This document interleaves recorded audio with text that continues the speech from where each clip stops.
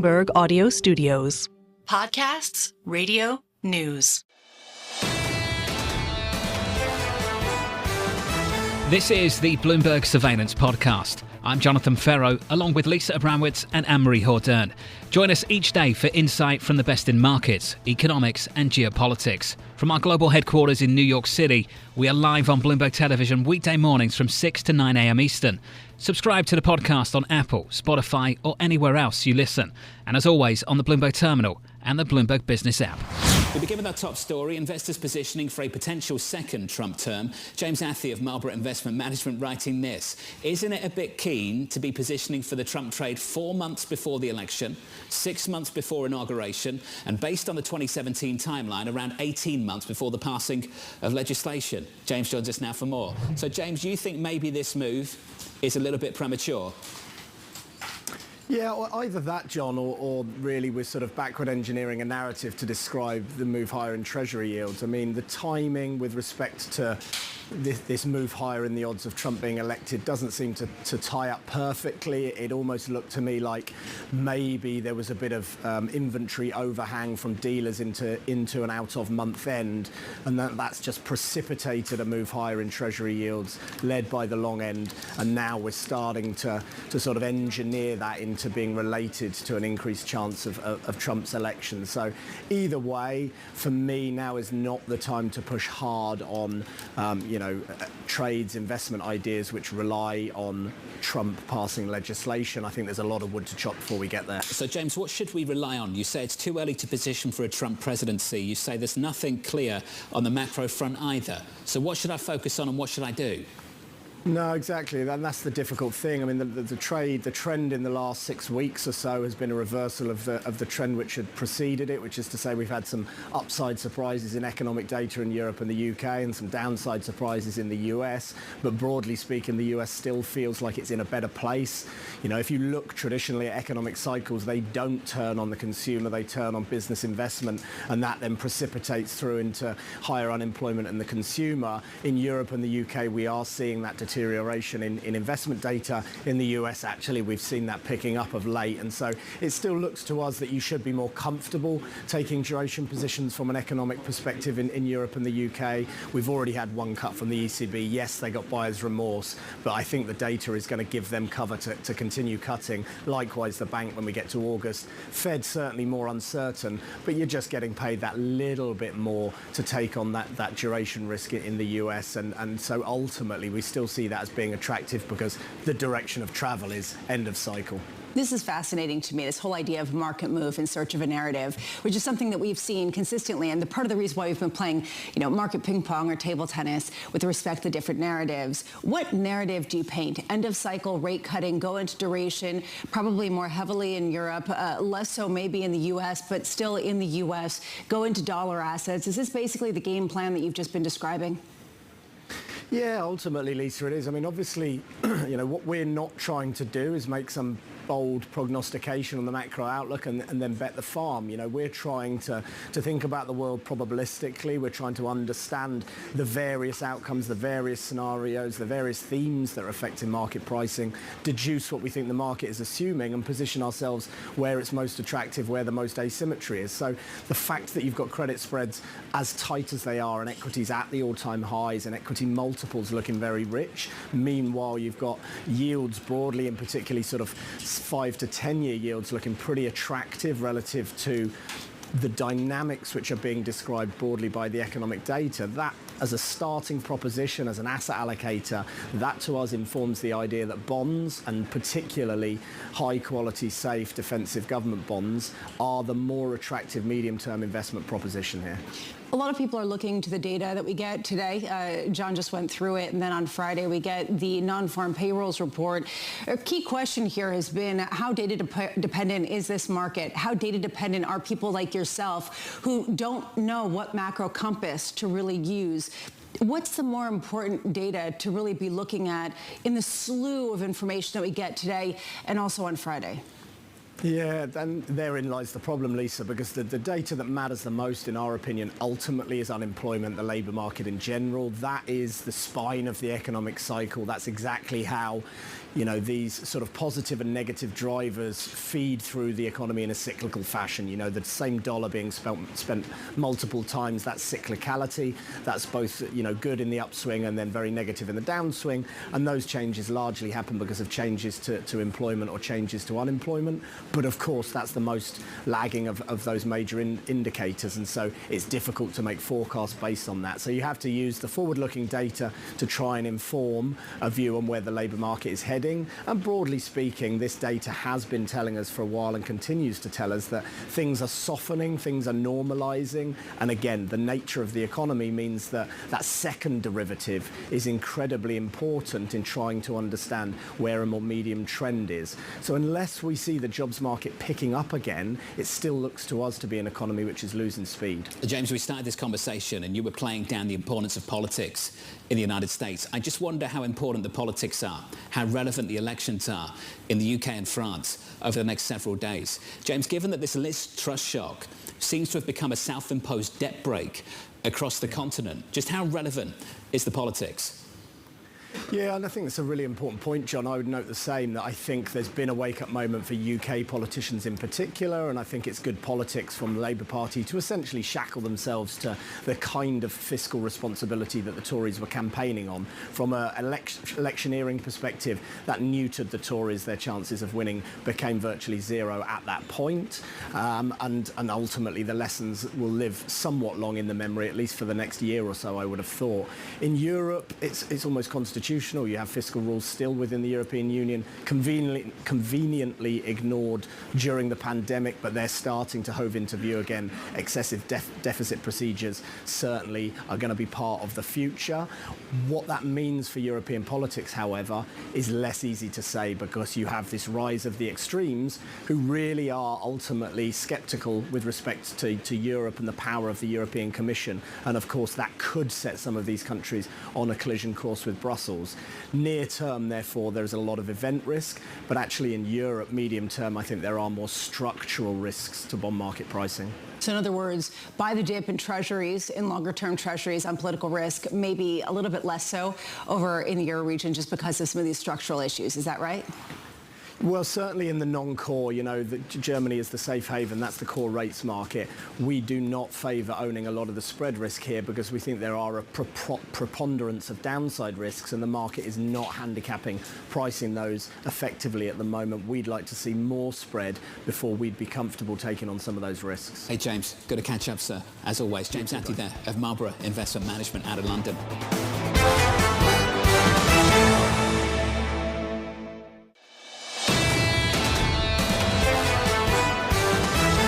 Thomas Simons at Jefferies, Mark McCormick at TD Bank with us around the table. Thomas, let's start with you. Won't talk about that. Don't worry about that. Okay, let's great. talk about jobless claims. What do you think is sort of normal and what's worthy of worry as we start to creep a little bit higher? So normal is really hard to define, right? I mean, we've had many different states of normal in the last 4 years, and I think that on an almost daily basis, there's a new sort of remark of where normal is, right? Last few months, it seems like 230K is more or less normal, 220, something like that. I think that that's probably a decent enough benchmark for the next few weeks at least, but as you get into the end of the year, we'll probably continue to creep a little bit higher, right? If you go from 230 to 250 or 260 over the course of 6 months, that's actually exactly what the Fed wants, right? Like the whole thing with like the SOM rule and these inflection points and whatnot is that this concept that economic data, goes down on an elevator and up on an escalator, right? Like there's momentum that becomes self-reinforcing. If we in fact actually get this very gradual decline in labor market pressure, I think that's actually quite a good outcome. Okay, let's build on that a little bit more, because Citi were with us earlier and they said 260 is the danger zone for jobless claims. They've got a different view on this. They just don't think that you stabilise at this lower level. You don't plateau here, that once this journey starts, it continues. Right. And I mean, you look at 85 plus years of labor market data and it supports that fact, right? That when things start to go wrong, they get wronger and wronger, right? But the issue is, I think we have a very different set of demographics that, is not consistent with any other real labor market episode we've had in the economy before, right? We have a shrinking prime age labor force as a percentage of the overall population. We're 10 plus years into baby boomers retiring at a rate of about 10,000 people per day. We still have about 6 more years of that to go. So the labor market shortage, the scarcity became extremely acute after the pandemic was over, but that's not a temporary factor. That's actually a secular trend that's going to continue for years. Mark, is it different this time?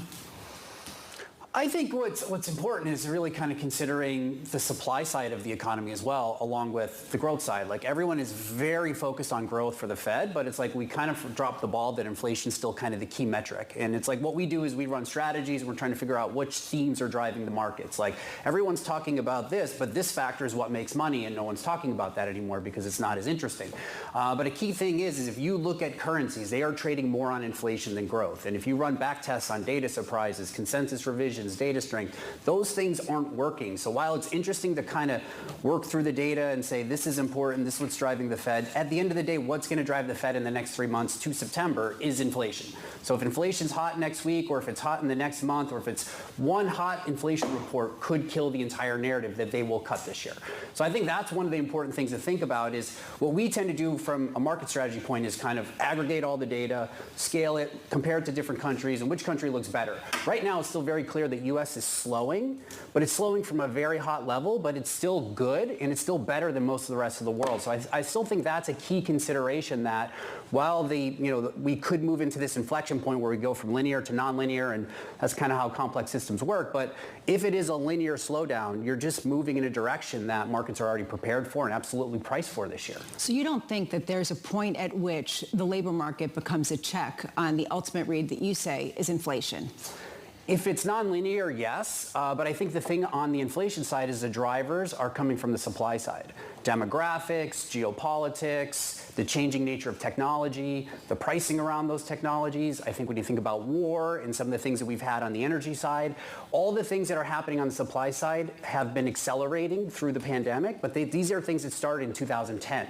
If we kind of look at all the, if we look at like what is happening with globalization and what is happening and how that impacts national sovereignty and politics, those things are all moving in a direction. Even if you think about immigration trends, all these things are potential drags on the supply side that makes inflation stickier over time, which has nothing to do with demand or growth. So I think those are things that are happening behind the background that the Fed has no control over, that they have to be cognizant of.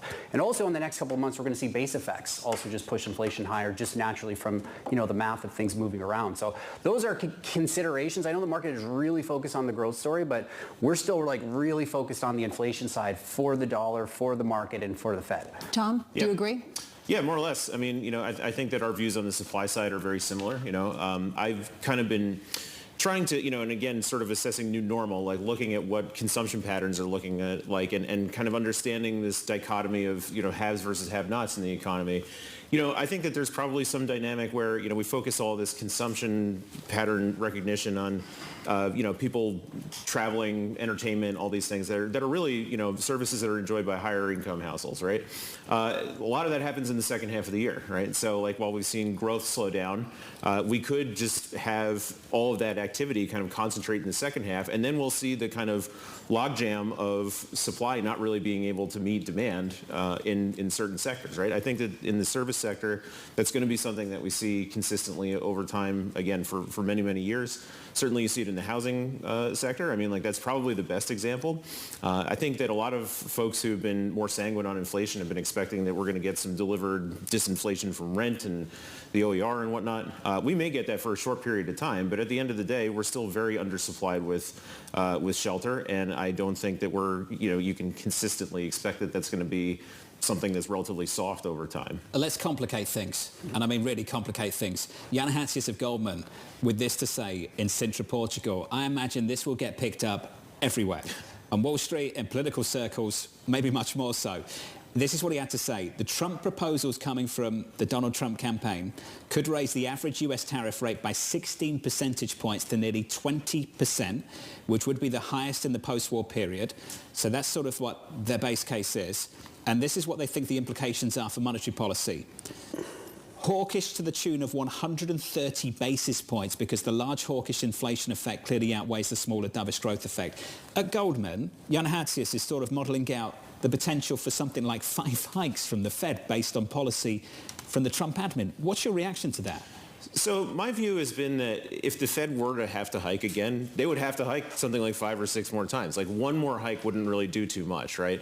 If we're pricing in one hike, we should price in substantially more. I don't necessarily share the view that tariffs should be, should generate that sort of reaction. I remember even in 2016, 2017, when Trump was initially putting on his big tariffs against China, Yellen's reaction was like, hey, look, tariffs increase a price level once, but they don't create like an upward slope of prices, right? So it may be needed to kind of, maybe offset one vector of inflation, but I would be very surprised if Trump actually did put in policy a tariff that was that high, and I would be equally surprised if Chair Powell would react that way. Well, there's a lot of scenario analysis taking place right now. Mark, work with us. Let's say that is the assumption, and let's say those policies are delivered. Do you think that would be the reaction?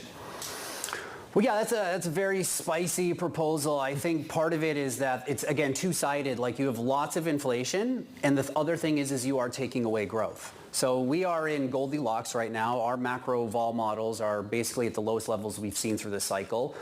Carry trade's kind of incrementally blowing up here or there, but carry does struggle when you start to see volatility. But a big piece of that is if you have like essentially growth being taken away from China and Europe and even parts of the US, and then you have higher inflation, you have the Fed responding to that. The initial move is a much stronger dollar. It is a complete decimation of Goldilocks and a move into a higher vol environment. So I think the markets are not prepared for this at all. And I think that's, again, you come back to like what happened in the debate, and then you kind of look at, we had the French elections over the weekend, which were important, but as soon as we got the Supreme Court ruling kind of coming out on Bloomberg, dollar rallies. So we are like right back into the kind of silly season here where every headline related to a poll or who's happening, is Trump leading, all these things are going to drive markets now, at least, if not through the summer, September, it's on. So if we move into that direction, just the thought or the uncertainty of the Fed having to reverse course and actually start hiking again will be very bad for risk markets. Either way, Tom, Yeah. and this is something that we keep talking about, what does this mean in terms of what the neutral rate could potentially be? Not just rate hikes, but just how far the Fed can cut. We were talking to Sanal Desai. She's talking about 4 to 4.25%. So even as we talk about the idea of a labor market that's normalizing, there is a floor to how far they can go. Do you agree with that? I do, actually. It's more or less right around where I think the terminal rate is going to end up, probably sometime towards the end of 2026. I think that it's something the Fed really needs to be very careful about. We see more research coming out, for instance, from John Williams at the New York Fed, just put out another paper this morning saying that, he still doesn't think that R-star has moved very much. I have to give some deference to him. He's spent probably more time than I've been alive studying this, so I can't really, say that I know more than him.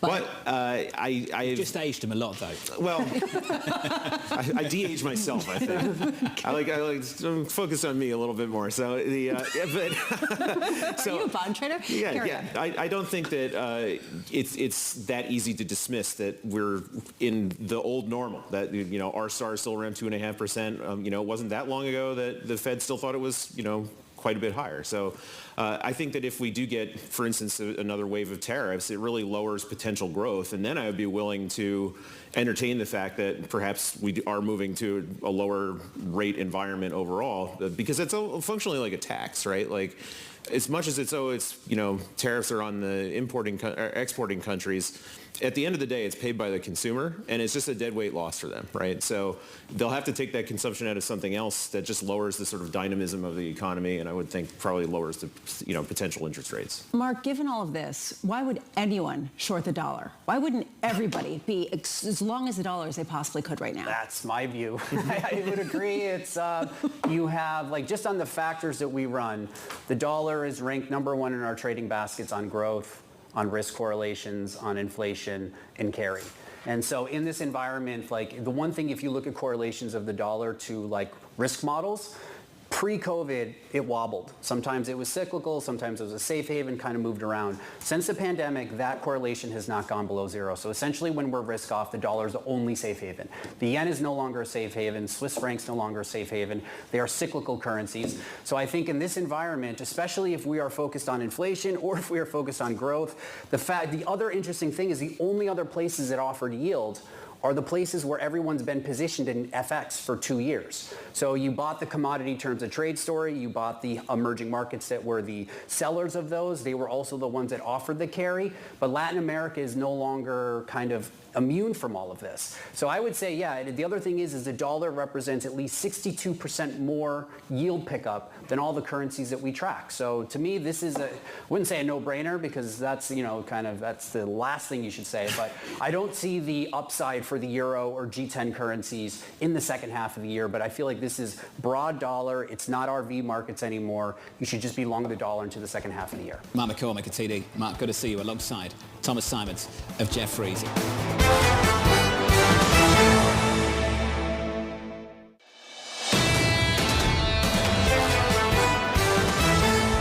Major Biden donor Charles Myers of Signum Global Advisors writing this: I'm all in on Biden. His performance in the debate was weak, but his performance as president for 3.5 years has been very strong. Charles, I'm pleased to say, joins us now for more. Charles, great to catch up with you, sir. As you know, for many people, after Thursday night, it's not about the last 3.5 years. It's about the next 4.5 years. And let's run with the Pelosi question.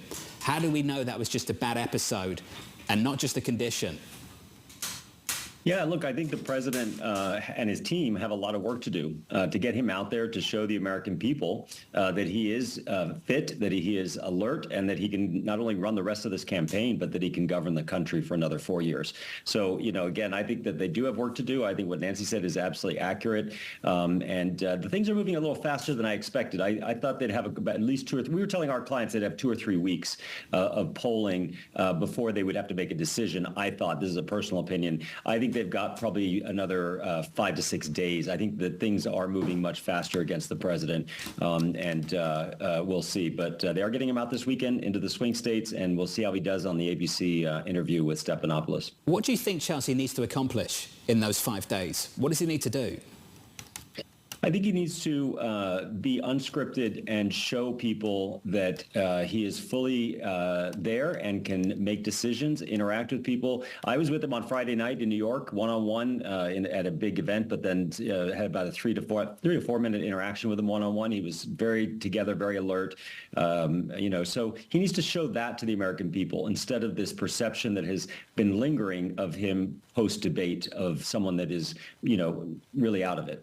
Charles, isn't the damage done, given the fact that people are really questioning whether they're being told the truth, especially from some of his advisors? And you have a number of Democratic congressmen, including one from Texas, now verbally saying that they hope he steps down. Does that mean that there already has been too much to shake his reelection chances?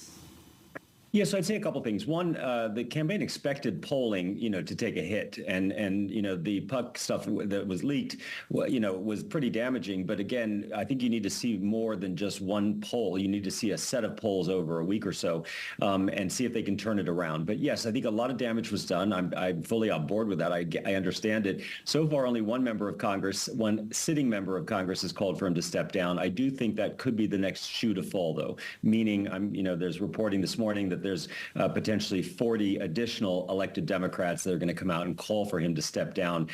That is probably the most serious issue, that in addition to further deterioration in polling, because once you've got elected members of your own party asking you to step aside, it's hard to recover from that. There's also a question of who potentially would take his place. And this has been one of the arguments from some people who are saying that, he's the best shot, sort of to your point, because the other potential candidates, whether it's Kamala Harris, whether it's Gretchen Whitmer, whether it's Gavin Newsom, kind of pull similarly in a head-to-head matchup with Donald Trump. Do you feel like there is sufficient polling to really make that decision, given the fact that some of it isn't that extensive? Polling to make a decision on who should replace him or if anyone should replace him? Both. Okay, so yes, so on Plan B is absolutely the vice president. I'm here to tell everybody that, and that she may not be the favorite of every donor. A lot of donors come from financial services, and we tend to be a center-right industry. But any notion that the White House, the DNC, or the Democratic congressional leadership is just going to overlook the vice president and go to some other candidate or have an open contested convention, I think is a misread of the situation. situation. The whole point of the vice president is to step in the case of death, incapacitation, resignation, or in this case, the president stepping aside. And I can tell you they're going to try to do everything they can to avoid a contested convention, given what happened in 1968. LBJ's VP did ultimately win that nomination. He was so weakened, they lost the White House to Richard Nixon. I think that if Biden steps aside, they will try to engineer it so that Kamala, the vice president, ultimately locks up the nomination. Charles, I think it's worth pointing out to our audience that you're wearing two hats in this conversation, as both a donor and an individual running a global advisory firm. And forgive me for saying this, and I hope you take this in the spirit in which it's intended.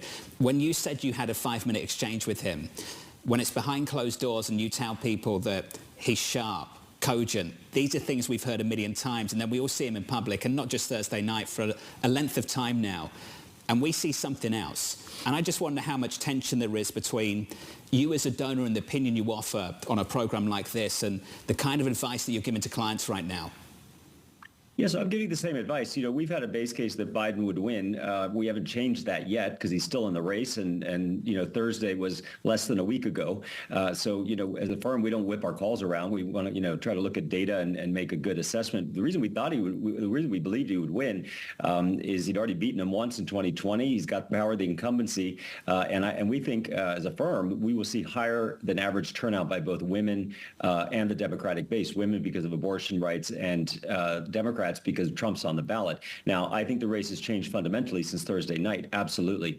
We want to see if he's going to stay in the race before we make any additional call from here. So I'm sitting here both as a donor watching this very closely, but also as the head of a firm that advises clients on what to do. I think it's hard to make a decision until we have a little more clarity on what the president intends to do. And I think, as I said, we were telling clients yesterday on a call that we thought there was 3 weeks for the White House or for the Biden-Harris campaign. Yeah. I think they've got 5 or 6 days to make a decision. Let's lean on the latter just a little bit. Your position as an advisor, can we just lean on that a little bit more? I want to understand from your perspective. Traditionally, the incumbent would have some advantages. I just wonder if it's actually a disadvantage for Biden. If you think about how 2020 played out, he got to make this a referendum on the former president. This feels like a referendum on him. And not what he's delivered in 3.5 years, but whether he can last 4, whether he can actually keep this job for that long. How do they change that? Yeah, I think that's going to be the hardest part of the narrative to change, because I think up until Thursday, this, in fact, had been still partly a referendum on the former president, on Trump, as opposed to the sitting president. Now I think it's really a referendum on, can the sitting president not only campaign for the next 4 months, but can he serve for 4 more years? And relatedly, what do people think of the vice president? So again, I think in politics, everything is fair. The race changed fundamentally on Thursday night. And, as I said, I think we're going to find out in the next 4 to 5 days whether the president is still in this race. I don't think he's got 3 weeks. The dam is breaking, as Jon said, when it comes to different Democratic Congress members, when it comes to advisors, when it comes to people who are starting to leak their feelings to a number of different outlets. Is the dam breaking within the inner circle of Joe Biden that we keep hearing about, that keep saying, keep going, run? So no, I'm not part of the inner circle, but I would, from everything I'm seeing and picking up, is that no, the inner circle, which is his family and his closest advisors and the campaign team who've been with him a very long time, still absolutely believe he should keep fighting. Again, this is a man who's dedicated his entire life to public service and reached the pinnacle of world power. To drop out after a really bad debate or a terrible stumble on the campaign trail, it would be highly unlikely. By the way, I wouldn't advise any politician to drop out after that.